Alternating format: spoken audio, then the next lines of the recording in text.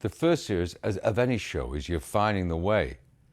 You're finding the template for the, if you're serious about doing a television series for the next 5 years. I mean, I think 5 years is a good round number.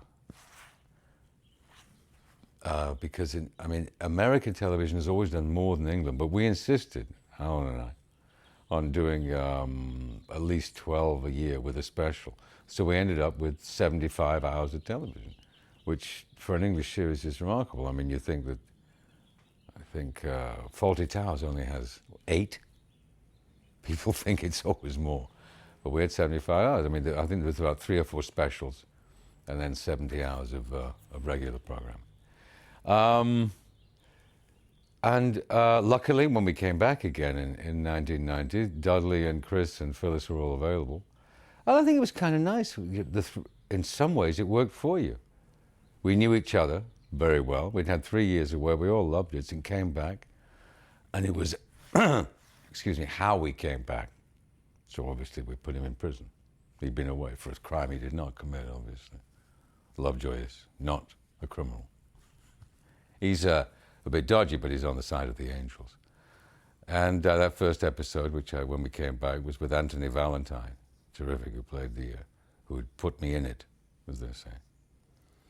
And then we were off and running again. And then it gave us the ability to discover Phyllis again in the house and get him a new car, because in the first series, I'd always hated that Volvo. That was the Volvo. It was funny, I remember the first series I came back, and I was filming something in America, so I only got to England about 3 weeks before the show started, the first series, because I was involved from a distance then. It was just contractually, it was impossible to get over there before that. And they got this Volvo. I said, a Volvo? Oh, God, no. And of course, most English antiques people drive. They do, it's true. It's the old Volvo station wagon. Anyway, I hated it. I haven't got anything against a Volvo. It's one of those cars that has an image about it. So we spent the entire series trying to find a way to kill it, which we finally did, and drove it over a cliff in episode 10 or whatever we did.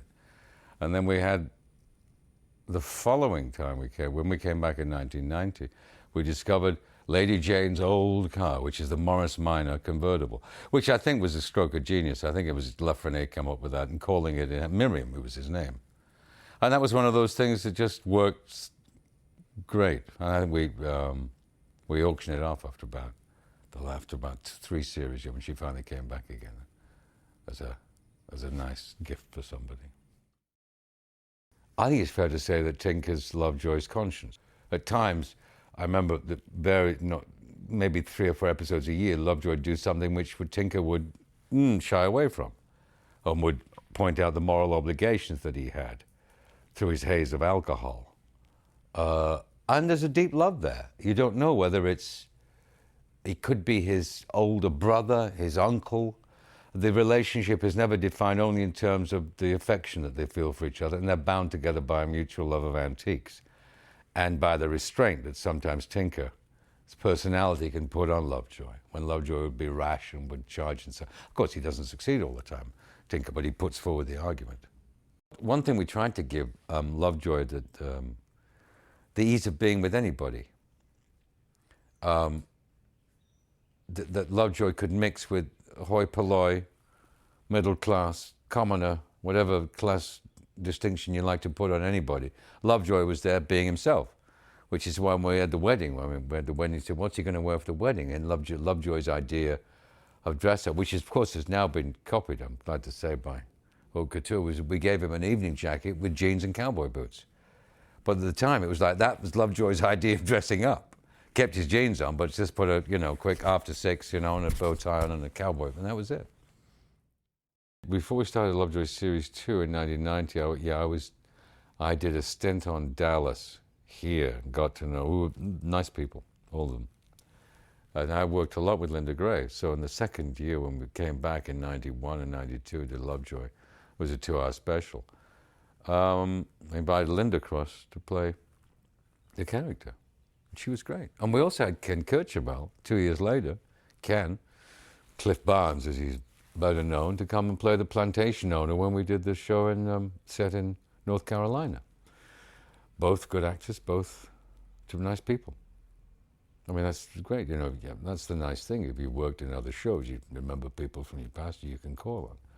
Like we got, I mean, we had Sir John, when we had Frank Finlay. We had some great guest stars, not just in the specials, but in the regular shows. I mean, that was it. The quality of actors you got in that show was quite terrific. I think we paid quite well as well.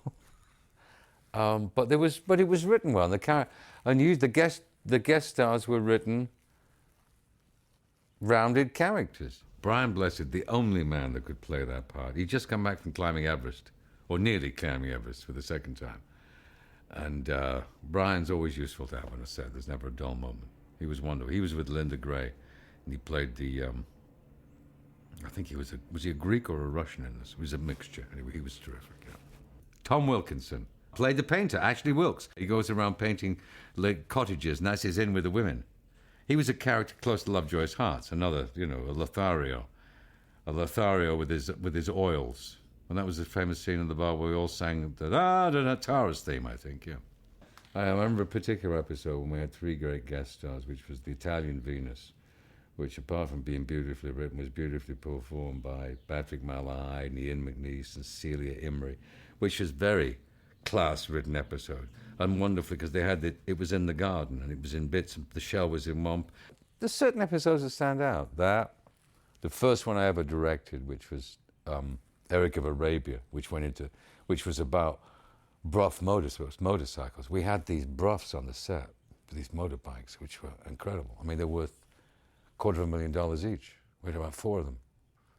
One of them that T. Lawrence of Arabia, I mean, I would have flogged it as the one that he actually killed himself in, but it wasn't. But obviously, those are the bikes he rode on. So you got to explore a whole. I mean, antiques, not just. I mean, we did some shows about architectural antiques. We went down and did a show about another particular favorite when we did the Submariner one. We went down and Portsmouth and filmed aboard the submarine from World War II. There's some fantastic things. So you got to learn a lot on that show. He's too obsessed, and he's also a television character, which you've got to keep him.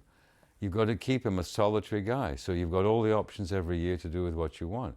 So you try and but what we tried to do was make him a father that loved his daughter, but obviously was feckless, hopeless with money, which is married out of his class, because we tried to make his mother, obviously, Lovejoy does like a bit of upper class totty, as they say.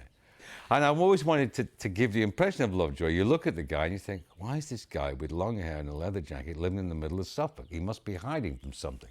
And that was what I want, given the sense of being an outsider at the same time, that he wasn't a regular kind of,